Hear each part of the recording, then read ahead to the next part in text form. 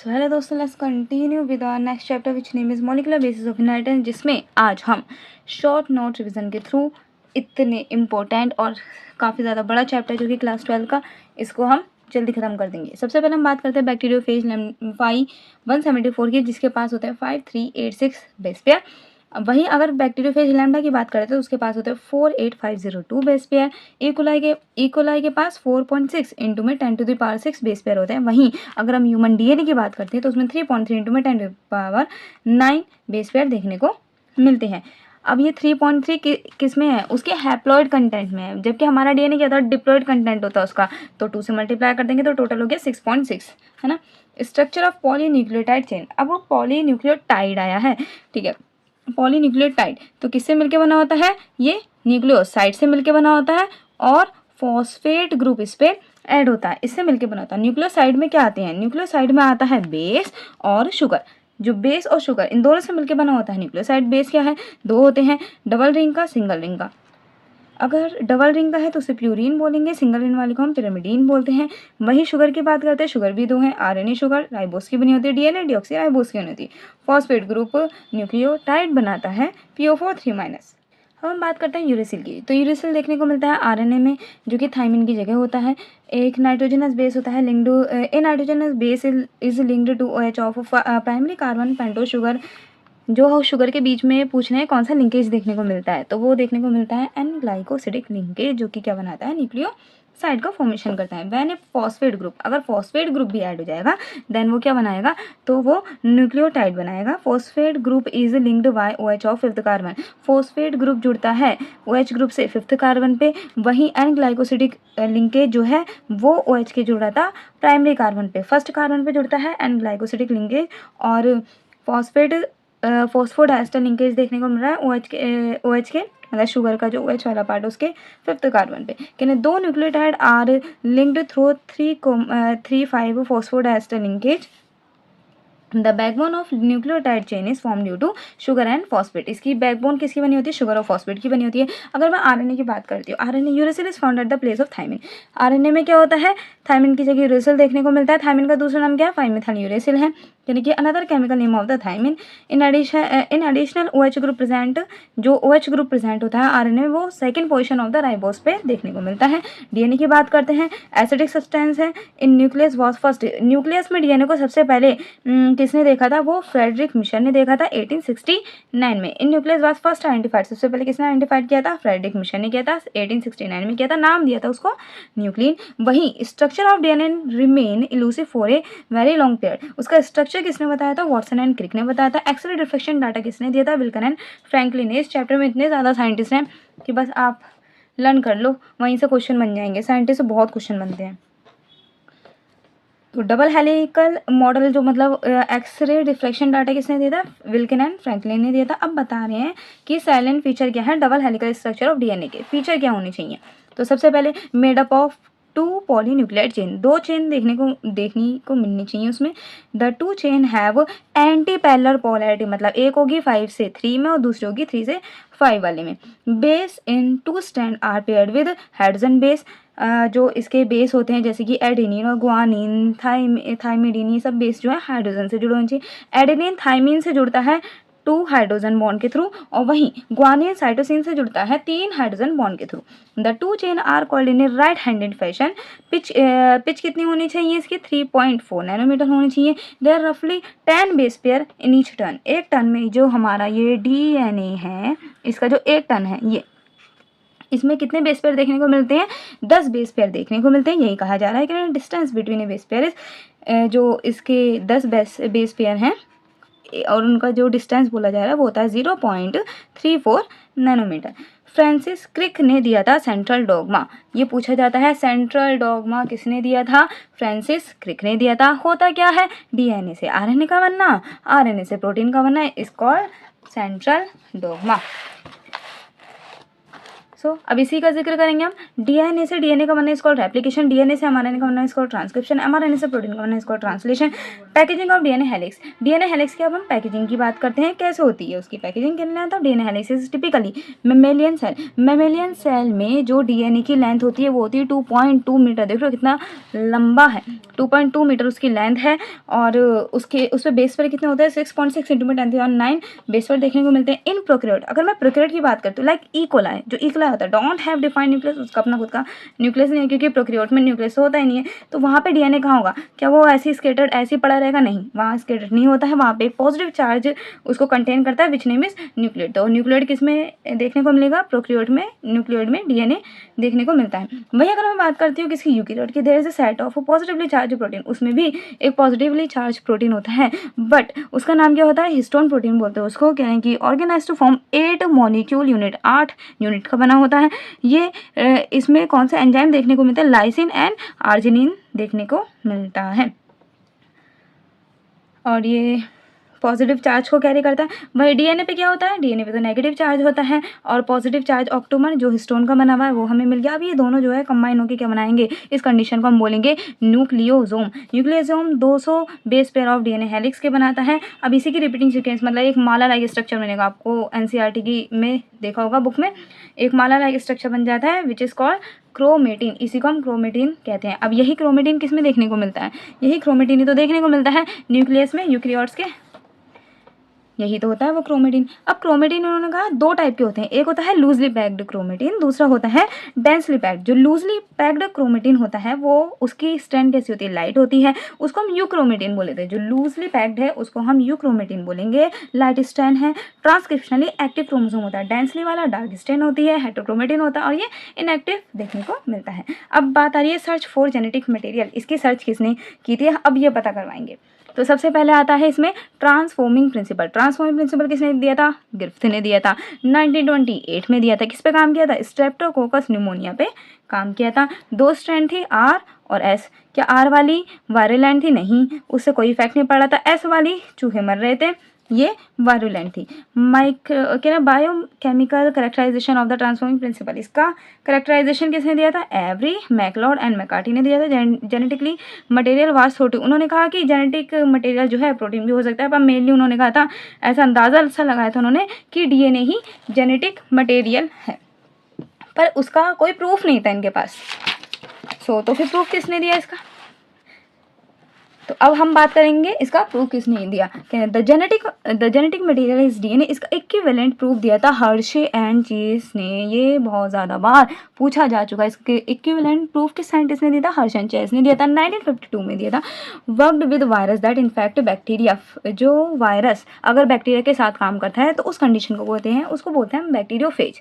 ठीक है, बैक्टीरियोफेज क्या होता है, जब वायरस किस पे काम करने लगता है, बैक्टीरिया पे काम करने लगता है। प्रॉपर्टी ऑफ जेनेटिक मटेरियल, अब जो डीएनए है, आरएनए, जो भी है जेनेटिक मटेरियल, उसकी प्रॉपर्टी क्या है ना, कैसे कह सकते हो आप कि वो एक जेनेटिक मटेरियल है कि नहीं। इन सम वायरसेस, कुछ वायरसेस में आरएनए को बोला गया है, जैसे कि टीएमवी में, क्यूबी बैक्टीरियोफेज वायरस में, इनमें a molecule that can be act as a genetic material. क्या क्या कंडीशन होनी चाहिए कि number 1 able to generate its replication करा सके, stable chemically and structurally stable हो वो, provide the scope for slope change, थोड़ा बहुत उसमें चेंज जिससे वेरिएशन आए, वही बहुत ज़रूरी है। Able to express itself in form of Mendelian character, Mendelian ने जो करेक्टर्स बताए थे उनके अकॉर्डिंग वो खुद को एक्सप्रेस भी करता हो। नेक्स्ट हम बात करते हैं डीएनए की स्टेबिलिटी की। तो एब्सेंस ऑफ 2H पे जो एब्सेंट होता है, थायमिन होता है यूरेसिल की जगह, और वो जो है डीएनए डबल स्ट्रैंडेड होता है। वहीं आरएनए की बात करते हैं, सिंगल स्ट्रैंडेड होता है। RNA was the first genetic material ऐसा कहा जाता है, इन वायरसेस देखा गया था। अब बात करते हैं रेप्लिकेशन क्या होता है, वही डीएनए से डीएनए का बनना। अब ये दिया किसने, रेप्लिकेशन की टर्म किसने दी थी, ये दिया था वॉटसन एंड क्रिक ने। Watson and Crick had immediately propose scheme for replication of DNA. किसने बताया था, वॉटसन एंड क्रिक ने बताया था। Both strand act as template, उन्होंने क्या बोला था, उन्होंने कहा था कि आप डीएनए के दोनों स्ट्रैंड से डीएनए बना सकते हो, क्योंकि वो दोनों ही टेम्पलेट का काम करती है। वरना तो हमें पता है ना, एक टेम्पलेट होती है, दूसरी कौन सी होती है, बताइए आप कमेंट में बताइएगा, दूसरी कौन सी होती है। द एक्सपेरिमेंटल प्रूफ, अब इसका एक्सपेरिमेंटल प्रूफ किसने दिया था, वो दिया था मैथ्यू मेसलसन एंड स्टाल ने। इन 1958 में दिया था। किस पे काम किया था? इकोलाई पे काम किया था। मीडियम कौन सा रखा था इन्होंने? NH4Cl 15 वाला। अब इन्होंने देखा जो N15 है is not an radioactive isotope, ये रेडियोएक्टिव है ही नहीं, मतलब ये काम ही नहीं कर रहा है ना। अब ये एक्टिव कब हो रहा था? 20 मिनट बाद हो रहा था। क्यों? क्योंकि इकोलाई जो 20 मिनट बाद ही डिवाइड कर रहा था। सिमिलर एक्सपेरिमेंट रेडियो एक्टिव थायमिडीन पे हुआ था, जो कि विसिया फावा बीन्स पे किया गया था। किसने करा था? टेलर एंड कलीग ने किया था। कब किया था? 1958 में किया था। अब है प्रोसेस। अब हम क्या करेंगे? अब हम रेप्लिकेट करेंगे, तो उसका प्रोसेस है मशीनरी एंड एंजाइम्स। क्या क्या एंजाइम्स हम यूज़ करेंगे, कैसे हम डीएनए से डीएनए बनाएंगे, तो पूरा प्रोसेस अब हम पढ़ेंगे। सबसे पहले हमें क्या करना है? जो हमारा डीएनए है ना, वो क्रोमेटिन में बिल्कुल उलझा पड़ा है ना, अच्छे से उलझा पड़ा है। तो सबसे पहले हमें उसकी सुपर कॉइलिंग करनी है, उसको सुलझाना है। कैसे करवाएंगे? टोपाइजोमरेज डालेंगे। क्या करेगा? ब्रेक करेगा फॉस्फोडाइस्टर लिंकेज को, फॉर्मेशन ऑफ रेप्लिकेशन फॉक बनाएगा। अब उसके बाद क्या है? अब चलो वो सुलझ गया, पर डीएनए किससे बंधा हुआ है? हाइड्रोजन बॉन्ड से बंधा है। तो उसके बॉन्ड को, हाइड्रोजन बॉन्ड को कौन तोड़ेगा? Helicase enzyme तोड़ेगा। अब वो टूट गए, मानो वो टूट गए, अब वो दोबारा भी तो जुड़ जाएंगे ना। टूट गए तो दोबारा जुड़ जाएंगे, तो उनको दोबारा जोड़ने से कौन रखेगा? वो रखेगा सिंगल स्टैंडर्ड बाइंडिंग प्रोटीन। उनको दोबारा जोड़ने से रखेगा। नो मोर कॉम्प्लीमेंट्री हाइड्रोजन बॉन्ड फॉर्मेशन, द्वारा जिससे हाइड्रोजन बॉन्ड बने ही ना। फॉर्मेशन ऑफ रेप्लिकेशन फॉर्क किसके थ्रू बनती है? अब क्योंकि डीएनए से डीएनए बना है तो डीएनए पॉलीमरेज से बनेगी। कौन सा एंजाइम चाहिए होता है? डीएनए पॉलीमरेज चाहिए होगा। ऑलवेज ऐड न्यूक्लियोटाइड इन 3OH डायरेक्शन। न्यूक्लियोटाइड को कहाँ ऐड करेगा? 3OH डायरेक्शन पे ऐड करता है। अब देखो दो स्ट्रैंड बनती है। जो इसकी पहली वाली स्ट्रैंड आप देख रहे हो, जिसको हम बोल रहे हैं कंटिन्यूस स्ट्रैंड है, जिसको हम लीडिंग स्ट्रैंड बोलते हैं। तो इसमें क्या कंटिन्यू ही बनता है, इसमें कुछ भी टूट वूट के नहीं बनना है, कंटिन्यू बनना है। अच्छा, स्टार्टिंग किससे हो रही है? सबसे पहले इस पर डाला जाता है प्राइमेस एंजाइम डाला जाता है, वहाँ से स्टार्टिंग होती है, इनिशिएशन जिसे बोलते हैं। देन उसके बाद डीएनए पॉलीमरेज अपना काम कर देगा और यहाँ पे डीएनए बनना शुरू हो जाएगा। दूसरी स्ट्रैंड क्या कर रही है? वो देखो आप देख रहे हो, वो टूट टूट के बन बन तो वहाँ पे भी डीएनए रहा है, बट वो टूट टूट के बन रही है, तो इसलिए उसका नाम बोल दिया डिसकंटिन्यूअस या फिर लैगिंग स्टेट। लैग देखने को मिल रहा है यहाँ पे। अब इनको जोड़ने का काम भी तो करेगा कोई, है ना। तो जोड़ने के लिए हम दूसरा एंजाइम डाल रहे हैं, which name is DNA ligase. ये क्या करेगा? जो हमारी लैगिंग स्टैंड बन रही थी उसको जोड़ने का काम करता है। कहने कि किसका बना होता है? ये फॉस्फोडाइस्टर लिंकेज इसमें देखने को मिलता है।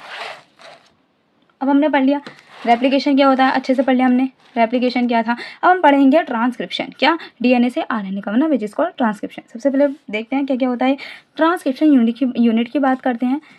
तो जो हमारा डीएनए है, ठीक है, हमारा डीएनए है, जिसकी स्टार्टिंग की जो साइड है, मतलब जहाँ से काम शुरू होगा, उसको बोल रहे हैं प्रमोटर।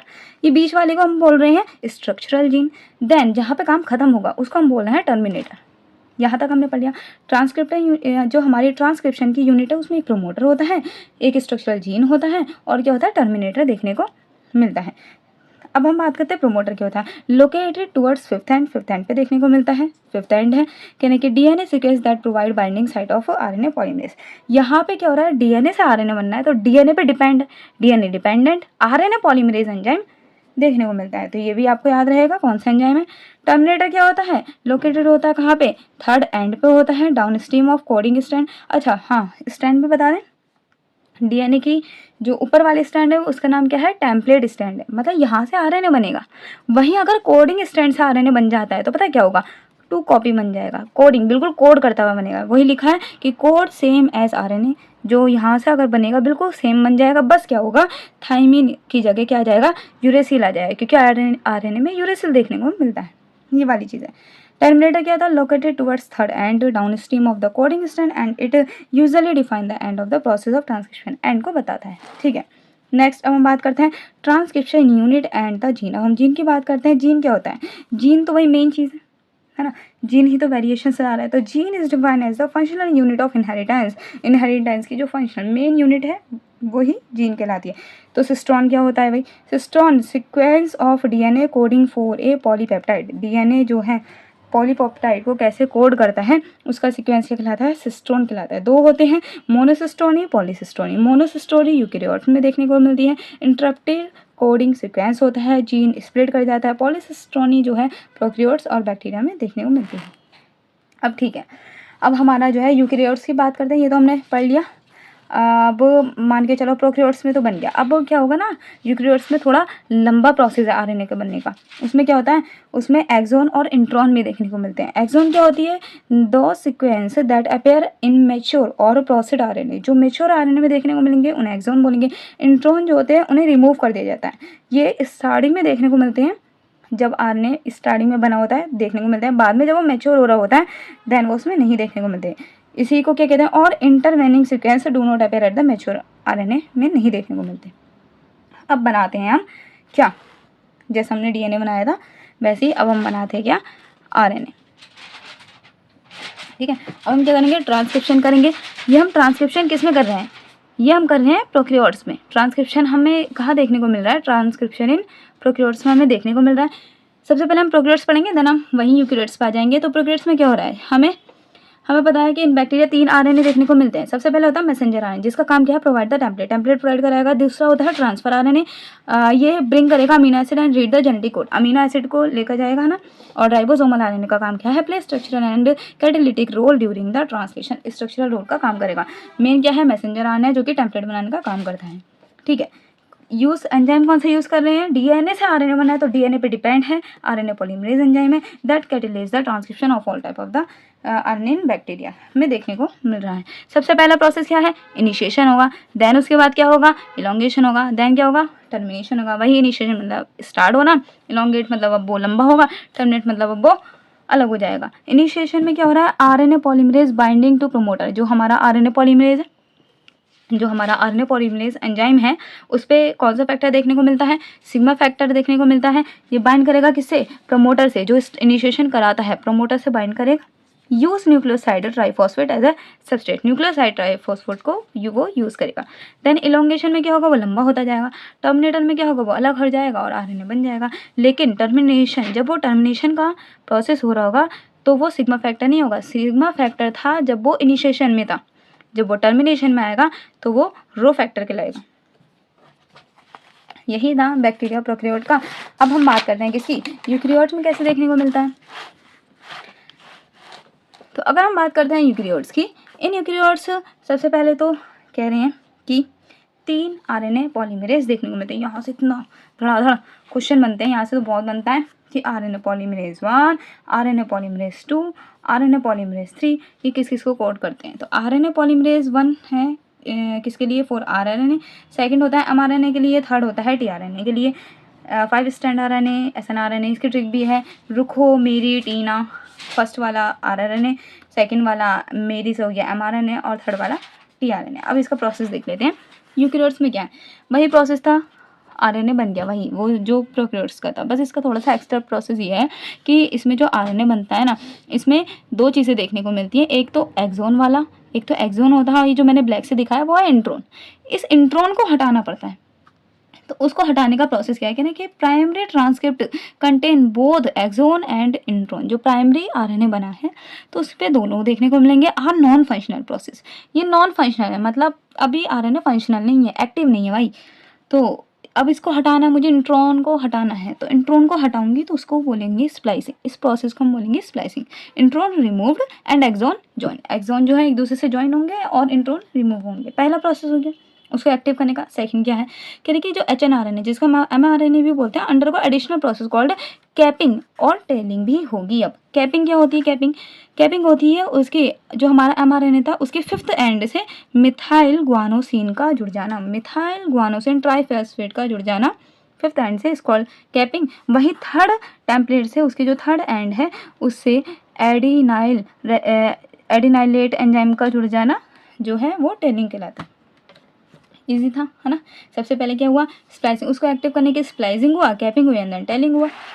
अब नेक्स्ट की बात करते हैं, which name is genetic code. अब हम बात करते हैं जेनेटिक कोड, टर्म किसने दी थी, जॉर्ज गैमियो ने दी थी। 4 बेस पेयर कोड करते हैं 20 अमीनो एसिड को, किसमें होते हैं, 3 न्यूक्लियोटाइड होते हैं, यानी कि code should be made up of 3 nucleotide, 3 nucleotide से बना होता है, इसलिए 4 की पावर 3 आ गई, विच इज कॉल्ड 64 कोडोन। 64 कोडोन में से सिर्फ 60 कोडोन ही कोड करते हैं, बचे हुए 3 कोडोन कितने, 61 कोड करते हैं, बचे हुए जो 3 कोडोन है उन्हें स्टॉप कोडोन बोलते हैं। स्टॉप कोडोन में क्या क्या आते हैं, UAA, UAG, UGA, बस एक याद कर लो, UAA याद कर लो, बस उसके बाद क्या उल्टा सीधा कर दो UAG, फिर इस बार G को आगे रख दो UGA।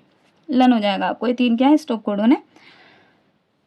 अब जेनेटिक कोड तो दिया था जॉर्ज गैम्यू ने, बता भी दिया था कि जो कोड है should be made up of 3 nucleotide के बने होने चाहिए। ट्रिपलेट होता है, जो कोड होता है वो ट्रिपलेट होता है, इसलिए 4 की पावर 3 हमने बोली थी, टोटल हो गए 64 कोडोन। अब इसका केमिकल मेथड किसने बताया था, वो हरगोविंद खुराना ने बताया था। Marshall Nirenberg cell free system for protein synthesis finally helped the code for the deciphered polynucleotide phosphate was also helpful in polymerizing RNA with defined sequencing template। जो salient feature of genetic code के salient feature क्या है, ये हमें यहाँ से question बनते हैं कि एक जेनेटिक कोड के फीचर क्या है ना। क्यों कहोगे आप, क्यों जेनेटिक कोड है। 61 कोडोन कोड करेंगे अमीनो एसिड को, वहीं 3 जो होंगे स्टॉप कोडोन होंगे, UAA, UAG and then UG। 1 code for only 1 amino acid, it is ambiguous and specific, सिर्फ एक को ही कोड करेगा। कोडोन इज रीड इन, उसको रीड किस फॉर्म में करते हैं, mRNA in contiguous fashion, no punctuation. Code universal होता है।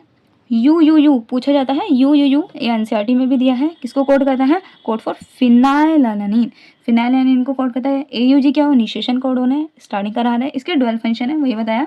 कौन कौन से फंक्शन है, एक तो पहला वो इनिशिएटर कोडोन की तरह काम करता है, दूसरा कोड फॉर मिथ्योनिन, मिथ्योनिन को भी कोड करता है, तो ये 2 इसके काम है। अब सबसे ज़्यादा ज़रूरी जिसकी ज़रूरत पड़ती है, क्योंकि ये ट्रांसफरिंग में काम करवा रहा है, विच इज़ कॉल्ड tRNA। क्या ये एक एडेप्टर मॉलिक्यूल है ना। इसका जो है, इसका प्रोटीन जब बन रहा होता है ना RNA से, तो उसमें बहुत ज़्यादा रोल होता है। तो सबसे पहले अब इसको पढ़ते हैं, क्या है ये, कि because amino acid have no structure speciality to read the code. Amino acid के पास ऐसी कोई स्पेशलिटी नहीं है। Crick postulate the presence of the adaptor molecule, किसके पास एक मॉलिक्यूल डाल दो, क्या हो गया, नहीं कर सकता तो रीड तो कोई और कर देगा। तो tRNA डाल दिया, विच is called soluble RNA। tRNA has an anticodon loop, उसके पास अपना खुद का एंटीकोडोन लूप होता है। अमीनो एसिड एक्सेप्टर एंड भी देखने को मिलता है। इनिशिएशन, अगर इनिशिएशन हो रहा है तो उसके लिए इनिशिएटर tRNA होगा। वहीं अगर टर्मिनेशन है तो उसके लिए कोई नहीं होता, यानी कि they are no tRNA for stop codon, stop codon के लिए नहीं होता है। The tRNA is impact molecule look like inverted L, उल्टे एल की तरह ये दिखाई देता है। पढ़ते हैं इसका काम, tRNA का काम कहाँ है। सब बात करते हैं हम किसके, ट्रांसलेशन की। ट्रांसलेशन प्रोसेस क्या होता है, RNA से प्रोटीन का बनना, विच इज कॉल्ड ट्रांसलेशन। ट्रांसलेशन क्या होता है, RNA से प्रोटीन का बनना।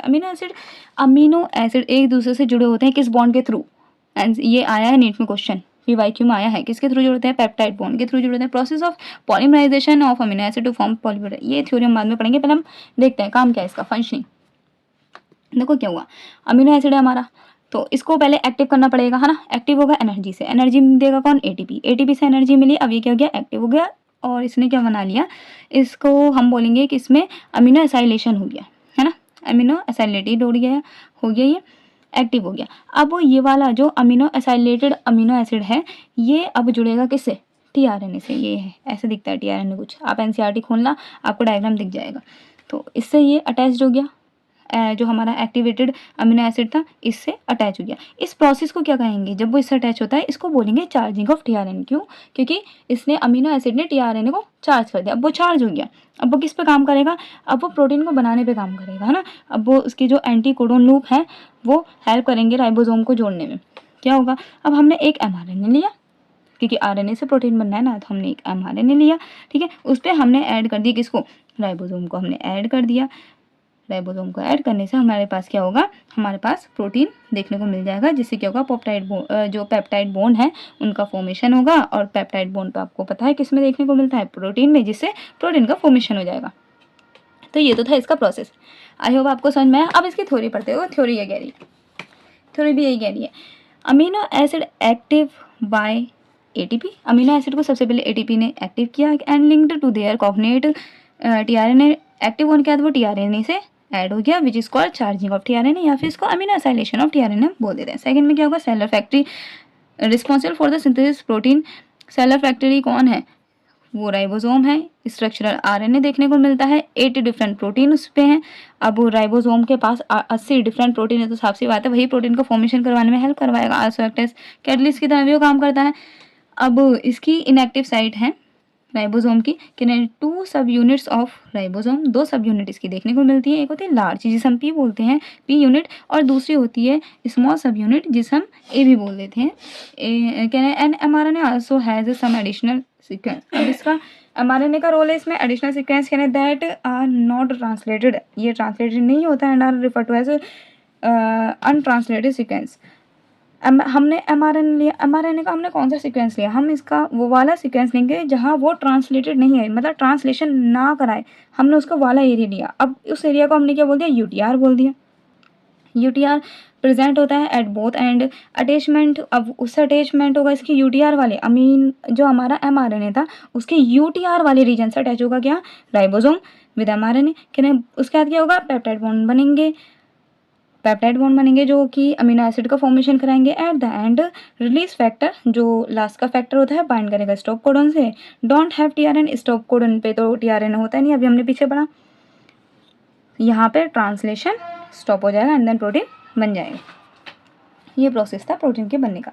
नेक्स्ट हम बात करते हैं regulation of gene expression. Regulate कैसे करता है, नंबर 1 कोई भी जीन जो है वो कैसे रेगुलेट कर रहा है, तो ट्रांसक्रिप्शनली लेवल पे वो रेगुलेट करता है ना, ट्रांसक्रिप्शन हो जाता है तो भी करता है। और कैसे करेगा जीन, प्रोसेसिंग लेवल पे कर देगा, मतलब रेगुलेशन ऑफ स्प्लाइसिंग के थ्रू, और transport of mRNA from nucleus to cytoplasm के थ्रू, ट्रांसलेशनल लेवल, इन सब लेवल पे वो जो है रेगुलेट कर देता है।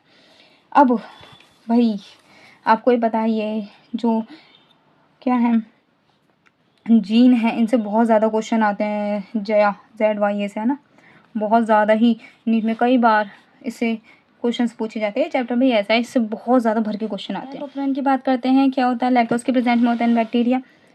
कहने के in absence of inducer, inducer क्या होता है पहले हम ये पढ़ लें। तो इसमें सबसे पहले हमें प्रोमोटर देखने को मिलेगा, देन आई क्या है, यहाँ पे आई है इनिबिटर। इनिबिटर क्या कंसिस्ट ऑफ 1 रेगुलेटरी जीन, यहाँ पे एक रेगुलेटरी जीन देखने को मिलता है विच इज कॉल्ड आई जीन।